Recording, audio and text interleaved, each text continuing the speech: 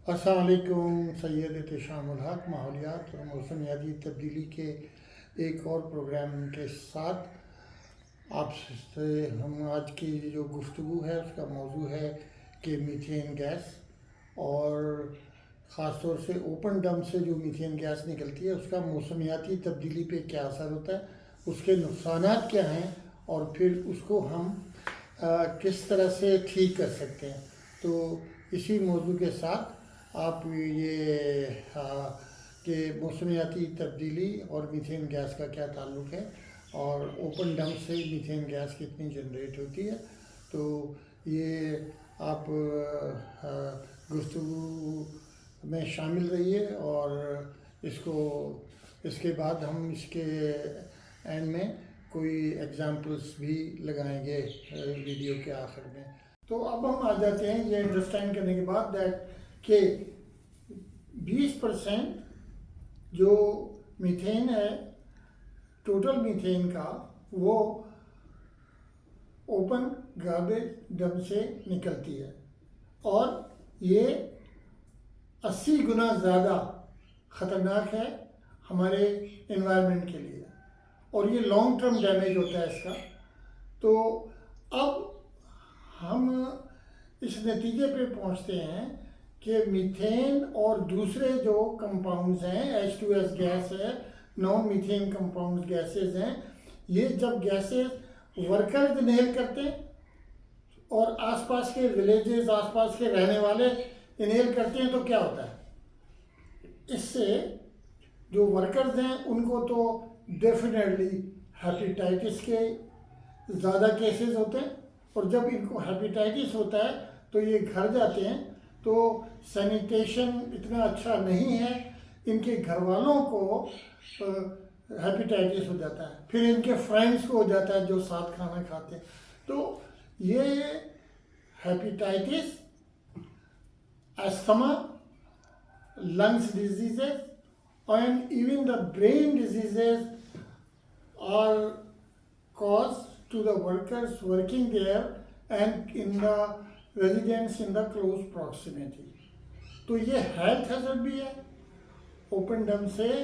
Major health hazard भी है और एनवायरमेंटल हैजर्ड भी है। अब जो हमने अभी तक वर्ल्ड से जो इमदाद ली है, जो इन्वेस्टमेंट हुआ है और जो हम ले रहे हैं उसको हम खर्च करते हैं किस पे, सेमिनार्स पे, ट्रेनिंग्स पे। एक दिन की ट्रेनिंग से क्या होता है, एक दिन की ट्रेनिंग से कुछ नहीं होता। हमें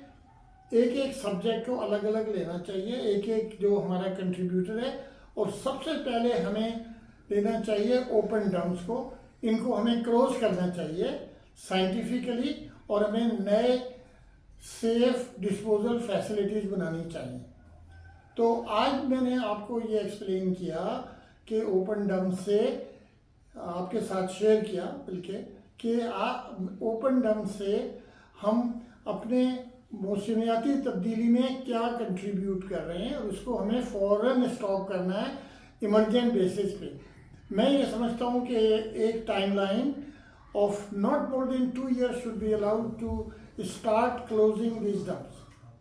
Secondly, नए लैंडफिल्स बनाने के लिए,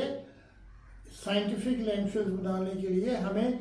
ज़मीन एलोकेट करनी चाहिए और उन पे फ़ौरन काम करना शुरू चाहिए। तो यही जो 2 साल का अरसा है इसमें हम नए लैंडफिल भी बनाएं, नए सेफ डिस्पोजल इंजीनियर लैंडफिल भी बनाएं और हम क्लोज करने का प्रोग्राम शुरू करें। तो इसके साथ ही हम आज का जो प्रोग्राम है उसके इख्तिताम पर आते हैं और आपसे ये गुजारिश है कि आप इसको समझें एज ए कॉमन सिटीज़न कि आप पे असर क्या हो रहा है और उसके बाद हम अपने डिसीजन मेकर्स को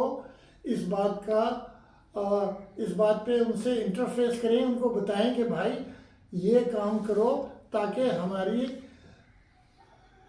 आज की नस्ल और आने वाली नस्लें इस नुकसान से, इस इररिपेरेबल डैमेज से, जो कि दोबारा ऐसा डैमेज जो कि दोबारा ठीक नहीं हो सकता, इससे कैसे हम कर सकते हैं और ये कितना बड़ा अचीवमेंट होगा गवर्नमेंट का भी, प्राइवेट सेक्टर का भी और कॉमन लोगों का भी कि हम ये काम कर सकें। अब जो नेक्स्ट इसके बाद मैं दूसरा व्लॉग करूँगा या आपसे गुफ्तगू करूँगा, उसमें मैं आपसे ये शेयर करूँगा कि ओपन डंप्स को रिप्लेस करने के लिए जो नए इंजीनियर्ड फैसिलिटीज़ बनानी पड़ती है उसमें क्या होना चाहिए, क्योंकि उसकी जो मालूमात है उसका भी बहुत ज़्यादा फुकदान है डिसीजन मेकर्स में, इंजीनियर्स में, मैनेजर्स में और ऑपरेटर्स में। इसके साथ ही अल्लाह हाफिज़, अपना ख्याल रखिएगा। पाकिस्तान जिंदाबाद।